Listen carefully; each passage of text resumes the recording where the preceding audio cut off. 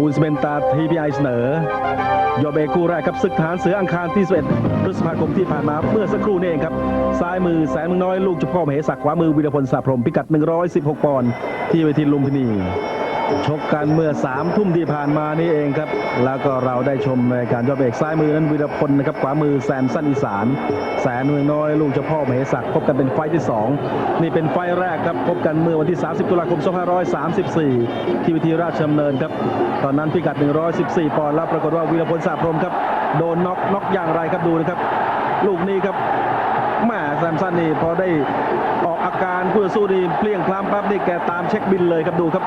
จิ้มแล้วดูนะครับหลับกลางอากาศครับศีรษะฟาดพื้นด้วยครับนี่นะครับลูกนี้ครับน็อกเอาท์ในยกที่2จากวันนั้นถึงวันนี้ครับ1 ปี 6 เดือน 11 วัน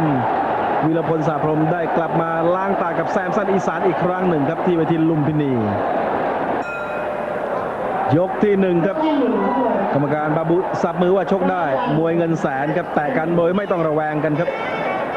วีรพลสาพรหมครับกางเกงสีเข้มมวยโคราชนะครับอายุ25แซมสันอีสานนั้นมวย101อายุ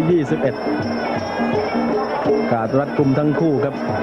นี่เป็นยกที่1ขึ้นมาผู้ชมมั่นใจในความเป็นแซมสันอีสานครับเสมอแซมสันแม้แต่ไฟหลังของวีรพลนั้นสวยงามครับชนะชาติชัยน้อยชาวไร่อ้อยนี่เรียกว่าสวยหรูดูไม่จืดว่ากันอย่างนั้นคือวีรพลนั้นเป็นมวยจังหวะฝีมือครับแล้วลูกจุกจิกเยอะเหลือเกินครับวางแข้งสักทีหนึ่งซ้ายขวานี่ถามว่าถนัดข้างไหนนี่กลับไปถามแม่ครับมาเหมือนกันหมดดูครับไม่มีชาร์จไม่มีซ้ำมวยระดับแชมเปี้ยนเข็มขัด2 เส้นทั้งคู่แซมสันอีสานก็ยังตั้งกัดรัดกุมอยู่ยังไม่พลิผลามเดินนะครับเจาะยางแล้วครับวีรพลนี่จริงๆแล้วตัวเองก็ยางไม่ค่อยดีนะครับเคยโดนแบเบอร์ปิ่นสินชัยในเตะยางเกือบแตกมาแล้ววันนี้นี่แซมสันนั้นเคยโดนชาติชัยน้อยเจาะยางมีอาการวีรพลคงจำได้นะครับมีการเริ่มทักทายด้วยการเจาะยางก่อนเขี่ยก็ผิดเริ่มเจาะยางอีกแล้วครับเน้นเจาะยางแซมสันเตะชักเบาลงครับขานี่ไปปล่อยคู่ต่อสู้เตะบ่อยๆไม่ดีนะครับโดนซ้ำยกเดียวกันสัก 6-7 ทีที่เก่าเวลาเดิมนี่แย่ครับที่คุณแฟนคุณแก้วครับคุณแฟนนั่นคือน้องชายแก้วโคซี่ผู้จัดศึกคราวนี้วางแข้งก็ไม่เข้าหยุดแยบรบกวนอัปคัตทีนึงว่าหมัดไม่หนักแต่หมัดแม่นนะครับวีรพลไม่ใช่มวยที่น็อกได้ในหมัดเดียวโดนแข้งขวาไปทีสะดุ้งเหมือนกันเจาะยางอีกแล้วครับว่าเล่นทำลายฐานเลยนะครับมวยนี่ถ้าหากว่าโดนเจาะยางจะยืนไม่ติดจะยุ่งเลยนะครับจะเตะจะเข่าจะต่อยนี่ไม่ได้ครับเพราะว่าข้างล่างนั้นยืนไม่ได้ยันไม่ได้โดนอัปคัตอีกแล้วต้องระวังนายวีรพลนี่คล้ายๆว่าจะเล่นหมัดนะครับวันนี้เจาะยางแล้วก็เล่นหมัดแม่มาฟอร์มเดียวกับชาติชายน้อยชาวไร่อ้อยเลยครับแต่ต้องไม่ลืมนะครับว่าวีรพลนั้นเคยถูกน็อกในยกที่2ด้วยหมัดเจาะยางอีกแล้วแซมสันแทงเข่าวางแข้งเอาแล้วครับจับเชือกทำการงัดไปนี่เป็นการต่อสู้ในยกที่1พอมวยเด็ดๆมาทีไรครับยอดมวยเอกนี่จะสร้างเซอร์ไพรส์ด้วยกันชกเสร็จปุ๊บก็ออกอากาศปั๊บให้ชมกันดูกันเต็มเนื้อทุกวินาทีจิ้มหมัดเขี่ยล่างสักทีหนึ่งวีรพลเฉยโดนสักทีแล้วโอ้ยหล่นโอ้โหหล่นเลยครับฮุกซ้ายกรรมการนับครับโอ้โหโลกหมุนเลยครับ6 7 8ยกมือว่าพร้อมไม่น่าลุกนะครับลุกแล้วไม่น่ายืนได้โอ้โหเผลอครับหมดยกพอดีโอ้โหโชคดีจริงๆครับวีรพล4-1เลยครับนี่เสียนาวมาสอนแซมสันอีสานครับ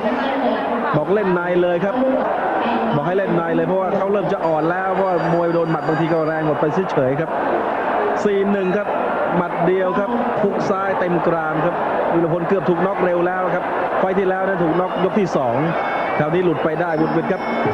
ท่านผู้ชมจับตาครับมวยคู่นี้จบลงที่ยกนี้ครับใครอยู่ใครไปแซมสันอีสานได้นับนะครับปลายยกที่1ได้เปรียบ 4-1 ถึง 5-1 จับไม้แล้วครับเสียนาวสั่งแล้วแทงไม่เข้าอย่ากระพริบตาครับท่านผู้ชมครับดูให้ดีครับเจาะยางอีกแล้ววีรพลเอาแล้วครับวีรพลเริ่มจะเดินแล้วครับโดนนับที่จะเอาคืนโดนพุ่งทิ้งโดนจริงๆแล้วบวกกันแล้วแซมสันโดนเหมือนกันเอาแล้วครับต้องระวังครับวีรพลหมัดไม่หนักแต่หมัดแม่นโดนเจาะยางอีกแล้วทีบนำต้องระวังครับเจาะยางเน้นอีกแล้วครับแซมสันเดินจิ้มหมัดแล้ว อย่ากระพริบตาครับมวยคู่นี้จบลงที่ยกนี้ครับจบโดยใครครับเป็นผู้ชนะโดนเจาะยางอีกแล้วครับต้องบิดตัวหนี้โดนอีกแล้วหล่นเหมือนกันแซมสันนี่เป็นการโดนนับครั้งที่2หลังจากโดนหลักหินมาแล้วครับกับการนับโอ้โห6 7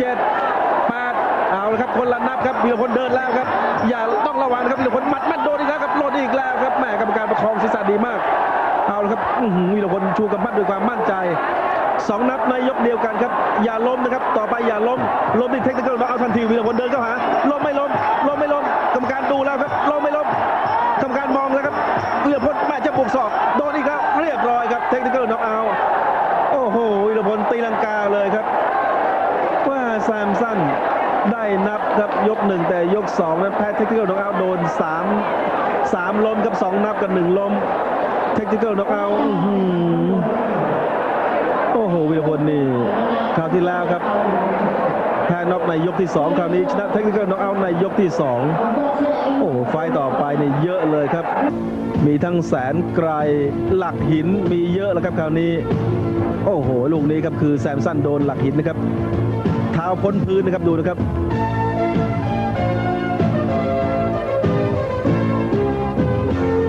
นี่นะครับเท้าพ้นพื้น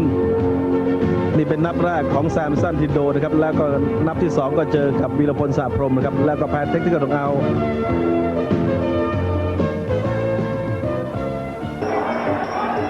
กลับมาดูอีกครั้งนะครับนี่เป็นการชกในยกที่1นะครับ